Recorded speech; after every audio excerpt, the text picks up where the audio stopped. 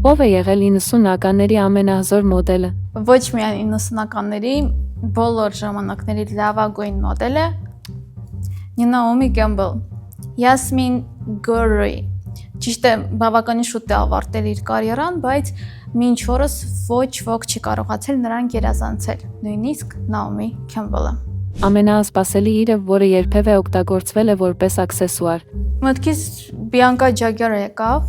ով որպես իր կերպարի մաս իր հետ մաներ տալիս ձեռնափայտ, բացարձակ ոչ մի խնդիր չուներ ոտքերի հետ կապված, բայց դրա շնորհիվ այդ ձեռնափայտը դարձավ իսկական epic fashion item։ Դերասանուհի, ով փոխեց նորաձևության ոլորտը։ Շատերը կակնկալեն Audrey Hepburn պատասխանը, բայց կնշեմ Marlene Dietrichին, որովհետև նա առաջինն էր, ով կրեց տաբատով կոստյում զգեստների էրայում,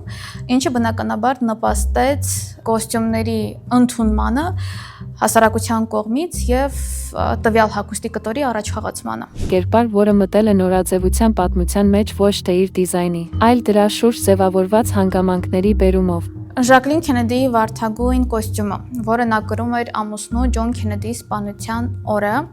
քանի որ այդ օրվա հետ կապված լուսանկարները տարածվեցին ամենուր, այդ վարդագույն կոստյումը դարձավ պատմության մի մասը, նույնիսկ կային նկարներ, որոնց վրա երևում են արյան հետքերը այդ կոստյումի վրա, բայց Ժակլինը չի փոխել այդ կոստյումը ամբողջ օրվա ընթացքում, որպեսզի աշխարհը տեսնի, թե ինչ են արել իր ամուսնու հետ։